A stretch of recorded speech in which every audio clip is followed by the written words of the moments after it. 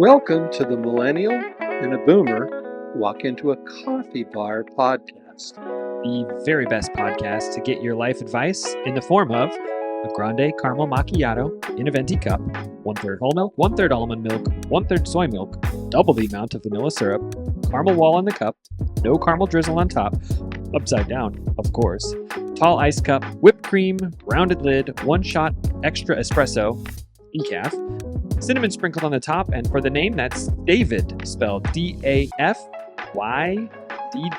please. Or to get your business, finance, and life support black coffee advice, I'm Dan, I'm a Boomer. And I'm Chase, the Millennial. Thanks for joining us today.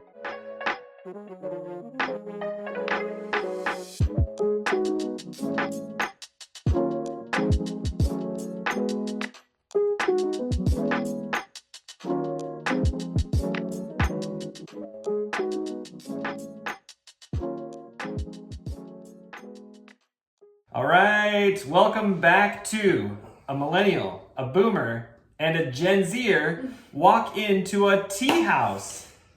That just doesn't have the same groove to it, you know what I mean? However, I would like to welcome and introduce Miss Scout to our podcast, who's the quintessential, actually you're not the quintessential Generation Z, but you're here to represent your generation. Scout, welcome. Yes, thank you. I hope after reading these notes that I'm not the quintessential Gen Zer. Yeah, that's true. We're going to talk about a recap of what we talked about last episode when it was just the Boomer and the Millennial, and we're going to get the Gen Zer to respond to some of that. And she's currently choking on my tea. She's choking on the tea. Why? Because it's not coffee, but it's also the afternoon when we're recording, and the Millennial and the Boomer would be up all night if we drank coffee at this late So hour. we're drinking tea also in our coffee cups. Hey, by the way, I've got a great joke. Why did the coffee call the police, Scout? Why? Because it was about to get mugged. That's really clever. Is that a Boomer joke? It's a Boomer joke. Okay, good. No, let me say it this way. We invited Scout because she's got a lot of insight, very mature, college student, all that good stuff. But my first impression was she's going to defend her generation, because we were kind of harsh on Gen Z last 2 podcasts ago, and it was about their ability to work for a boss and perform and do all that. You've read through the notes, you've listened to a portion of the podcast, and so we're going to do that and introduce that. But why don't you introduce yourself and give us, what do you do, who are you, what do you like? Okay, so my name is Scout. I'm a student at a university, and I'm currently a sophomore, and I'm studying business, and I plan to major in entrepreneurship. So. Hey, now we're getting somewhere. Mm-hmm. You know, your uncle has got a entrepreneurship business, and She's actually helped with some projects. I don't know. Did you know that? She's actually done work for us. oh, I think I did know that. I know her mom has, but I didn't know that. Well, her mom kind of did. The times that she showed up for work, you know. She did order some food. No, Scout she's done activities with us. We had an activity in the state in which she goes to university. And she actually came out and helped, and she met some of the national board members. I did know that. And she ran all over that building all day long. It was fun.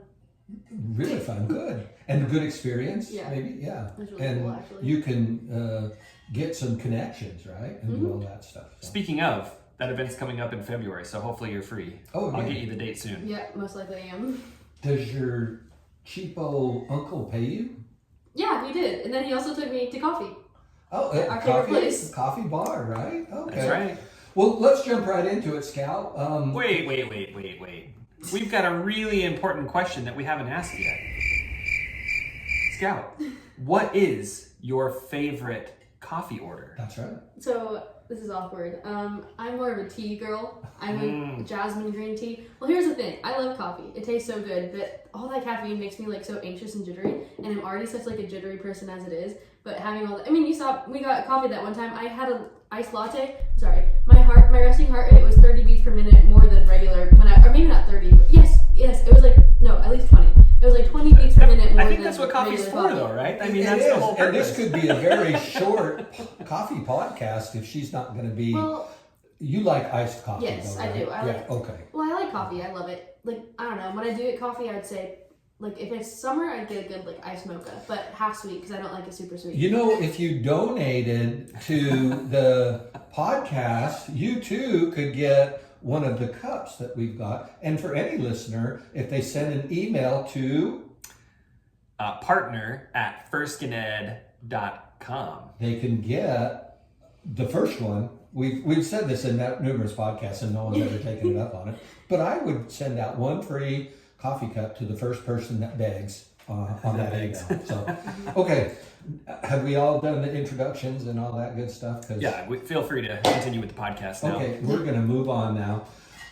Scout, we read numerous articles about Gen Z as employees, and they're not very good employees. I know actually that you're a lot different than the average Gen Z. But what do you think and what do you see? Because employers are on a Gen Z firing spree, letting brand new employees go just months after they hire them. And, you know, everybody's very careful. It's not because they're not smart. They are smart, but rather unprepared for the real life. What are your thoughts on that? And what do you say about your fellow Gen Zers? Yeah, I've definitely noticed a lot of people in my generation, it seems like they have no work ethic, or a lot of people don't have critical thinking skills. I don't know. And I think a lot of it had to do with, honestly, COVID, going online for school. That really, I mean, I think I saw a lot of people, so basically a lot of people realize that they can put in minimal effort and still get, like, good results from that. And I feel like, I don't know. But yeah, I do know so many people in my generation who, like, they just don't have any work ethic, and I don't know. So honestly, it does not surprise me. Yeah. It's really interesting because during COVID, first of all, if you've listened, you know I'm in the education space. And one of the things that was really interesting, right? The world shut down March of 2020. Another conversation for another day. But what happened? All the kids that were in high school, whatever their grade was on March the 15th or whatever the day was, that was their grade for the semester. Like, all you had to do was survive. And I say that kind of jokingly, right? Because everyone pretty much survived that was in high school. Anyway, here's the thing. That was your grade, whether you learned any more or not. And that was a huge disservice because what did we do by saying that? We said, it really doesn't matter what you learn. We just want to progress you to the next grade level. And we could do a whole lot of interesting research another day on the fact that the schools get funded based on kids completing and moving to the next course. Okay, that's how you get funding, so you keep the school going, whatever. But the point is, unknowingly, we said, it doesn't matter if you learn anymore. That's not important. What's important is that we move you forward. Yeah, well, I know for me, what my school did was they did the pass-fail thing. So if you failed, which I don't know a single person that did, because like you said, the teachers were doing everything they could to just get the kids on to the next grade because whatever. But if you failed, you got a 69, and if you passed, you got 100 in the class, even if it was like a really hard class. So everybody, no matter how much effort you put in, basically everybody ended up getting the same grade. So were you in the hardest class of your high school career during that time, and it just made it a lot easier? I was a freshman in high school, so I would not say it was the hardest, but I was in a biology class, and I'm not really a science person, so definitely having 100 in that helped me keep my 4.0 GPA that year. Well, also, let me tell you, the younger students that are coming out of college and going into the business world, right? They are, they don't have the basic skills. They don't show up on time. Some people, we've heard through this, they ghost their employer. They come, they interview, they say, okay, you're starting on Monday, blah, blah, blah. They never show up. That's crazy. They never show up. And it's been, and so they lack the initiative or the social skills to go do it. And I get what you're talking about. Mm-hmm. You touched a little bit on participation trophies, if you will. But how does it cost? Do you think it was COVID? Because some people say it's the boomers that caused that. And you're shaking your head yes aggressively. And some people say it's the millennials and some say it's a combination. I think it has a lot to do with how my generation was raised, because there's a lot of things where there's just no way it could be our generation's fault. Like, kind of like you said, participation trophies. Like, I've just seen a lot of people my age, well, I don't know. I don't know. I think a lot of it is just everything is kind of handed to people in our generation, so I think that's kind of set us up for failure, because we don't have work ethic. Like I said, like I'm not speaking for everybody, but I have seen a lot of people, they just don't know how to work for anything. And I think another big part of that, kind of like you said, when they get into the workplace and they just are not ready and they're lacking initiative or whatever, I think a lot of that is also lack of experience. Because personally, I've had a lot of experience. Like, I started working in like babysitting and stuff ever since I was young, and so I think having that experience is a lot more beneficial than any like education actually could be. And I mean, education obviously is very important too, but I think for me, what I've seen is like a lot of people who I've noticed do these things, it's because they never, I mean, this is their first time actually kind of getting out in the real world. True. Where, and I'm not trying to be here and say that I'm like better than the rest of people in my generation, but just because I think I've had this experience, I know what it's like in the real world. That's why I think it's so, I don't know, I guess easy for me to recognize people who haven't had that experience, because like you said, especially being in college, I hate to say it, but I've met so many people that just seem like incompetent, and it just seems like their parents did everything for them. We just lost a lot of viewers on that. No, I'm just kidding. But I don't know, it's just so interesting, because getting to college is like, especially my freshman year, it was so obvious how many people who have never had to do anything for themselves in their entire life, and so, I don't know, it's just... Well, I think part of it is responsibility. Yeah. If you babysat as a young teenager, you thought, oh, I'm responsible for this child, I better, make things happen. Or if I need to do this, I need to make sure that I understand what the responsibilities are and get things done. What about the millennials? You say the boomers may have been a little bit of the cause of your problems. The millennials came before you. What about them? I don't know about millennials. I don't either. I don't know. What I'm talking about is nothing wrong with Gen X, but I think since that's mostly the generation who raised people my age, I don't know. I don't know enough about millennials. Yeah, let's throw Gen X under the bus. Speaking of, we need to get your mom on here. So I love that. Yeah. No, I mean, here's the interesting thing, right? If we're going to talk about the participation trophies, it was the boomers who provided the millennials, the younger Gen X and the millennials with the participation trophies, and created a generation that's never had to lose. They've never felt the experience of not winning. Mm-hmm. And I think, to your point, both not knowing what it feels like to lose, and then not knowing responsibility. Because even think about it, this is interesting. We live in a time now where more people have pets and more people spend crazy amounts of money on pets than ever before. Yeah.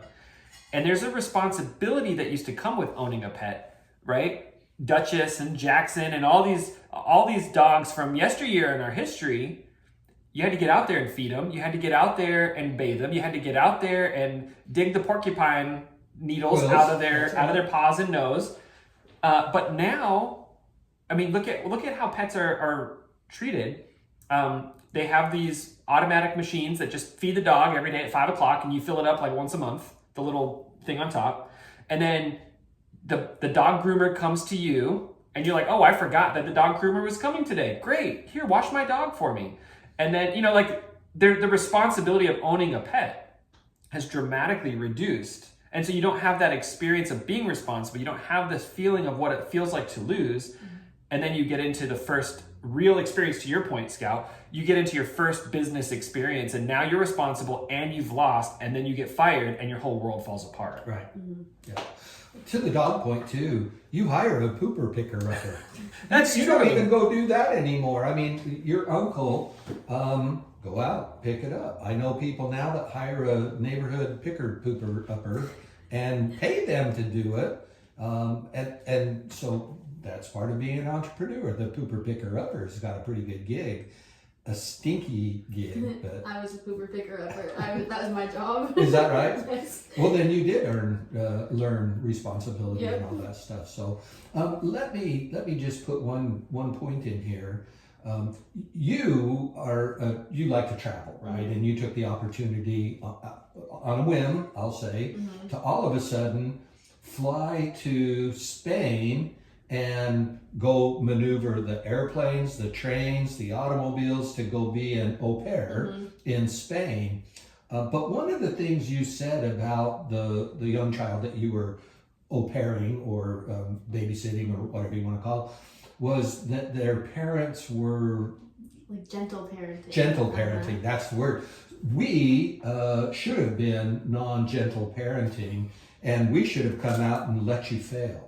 I should have said, hey, my millennial son, you're going to fail and you're going to learn from it. It's called the School of Hard Knocks, and it's a great education. Do you think we should have done more of that with the Gen Zers, and maybe even to some extent the Gen Xers? Well, at least in my experience, just for that month, I've been babysitting, like I said, for probably almost 10 years at this point, and I don't know. I know each person has their own different parenting style, but personally what I saw from that gentle parenting was that it did not seem to be very efficient, because this kid, she was a sweetheart, but she really did not listen to her parents, and so that made it harder for me, because if she didn't even listen to her parents, what would make her listen to me? And I don't know, also with the whole language barrier, like I know Spanish pretty well, but still, communicating with a 2-year-old who doesn't really listen very well, it was difficult. But yeah, I don't know. I think, like you said, I feel like, I don't know, less gentle parenting, but being there alongside to like support them and stuff. Because like, I don't know, I've learned so many of my biggest lessons from like failing and not making things.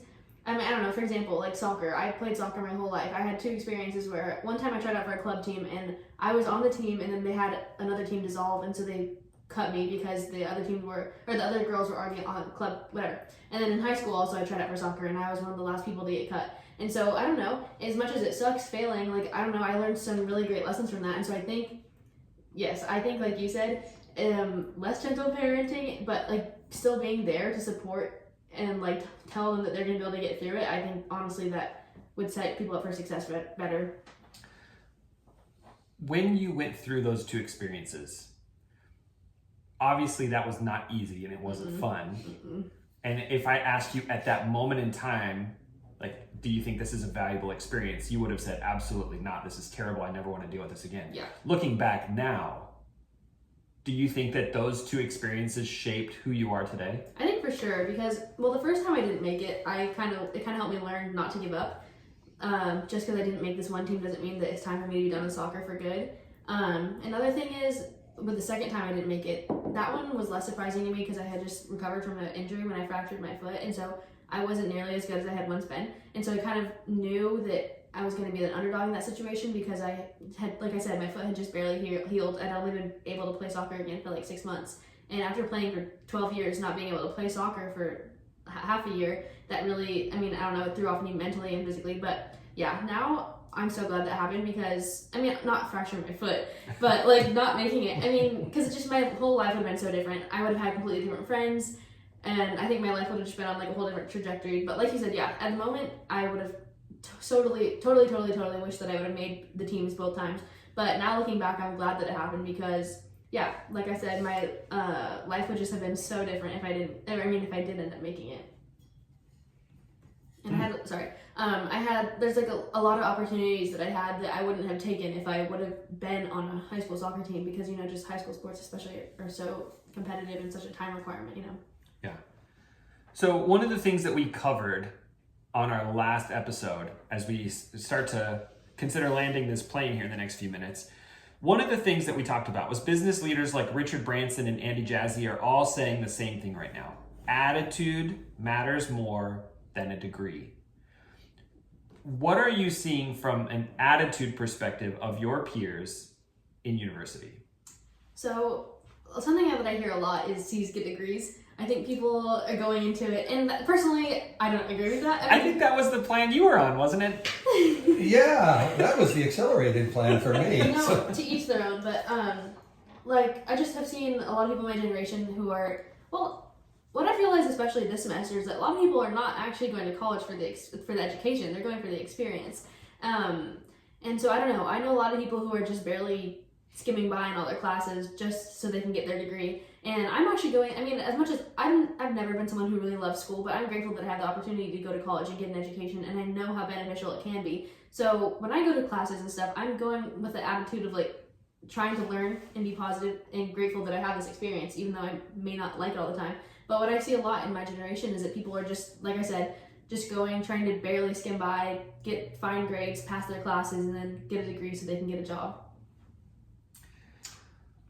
2 points. One is it's good to go to school with purpose, right? To go get a degree. But there's nothing wrong with enjoying the whole experience. Yeah, because that's what shapes your life.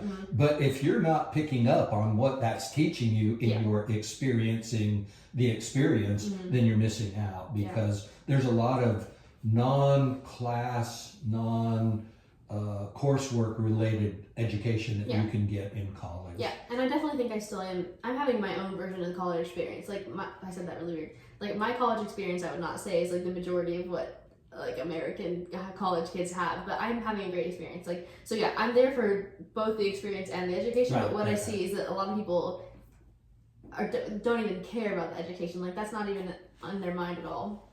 You know, I had a really interesting conversation this last week with the CEO of iCode. I think we've talked about iCode briefly on here before, but the CEO's name is Abed. And Abed expressed to me his frustration with the university system because people are there for the experience and not the education. But then he said the problem is so many universities have professors who've never dealt with the real life scenarios. I believe that. Specifically in entrepreneurship, which made me think of you, because that's the pathway you want to go on. And the idea that you have a professor that parlays a problem to the class. All right, class, solve this problem. And the solutions that come out are just ridiculous. You know, like one kid saying, well, I think we should hire McKinsey to come and solve this problem for us. That's and the professor says, oh, that's a good idea. That shows me a professor that's never had to make payroll. Yeah. Right? Like, they don't understand when you're starting out, you have no money. The expense of a consultant, right? So. Right. Yeah. So it was a really interesting conversation, but his whole point was we have to get back to teaching things that matter. And that's another podcast for another day, but we have to teach the kids something that's useful as opposed to underwater basket weaving. Right.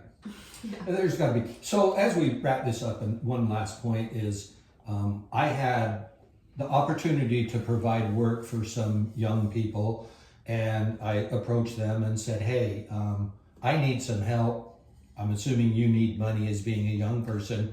Are you willing to help me do some work? And the response I got from these two young people were, it depends. And I said, no. It's not. It's a yes or no answer. Would you like to be compensated for fair work? And I pay actually pretty well. Can you hire me? Did they say no?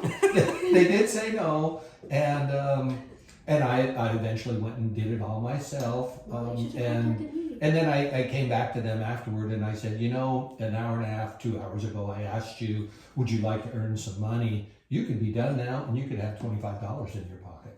It's that simple. They need to learn that you work to get compensated for your effort. And if you're not interested, then this employer is going to go elsewhere, right? And so that's one of the things that you got to learn is take the opportunity. Don't be selective in what you want. I mean, you can be selective as you start in your career and everything else. But if you want money and you need to go Christmas shopping or you need to do something, you better take advantage of it. So, but Scout, I've learned a lot actually just from listening to you, and it's been a real pleasure to have you on. Chase? Well, I think we need to make this formal. Scout, would you be willing to join us for the next podcast as well? Because we've got more questions. Yes, for sure. Well, you guys know I can talk and talk and talk, but I love this. This is brand new information. Never heard that before. Yes, I would love to join you again. I'm home for like another 3 weeks. All right, perfect. Well, you heard it here first. Scout will be with us on the next podcast as well. Thank you all so much for joining. And don't forget, just because it's different does not mean it's wrong. See you next time.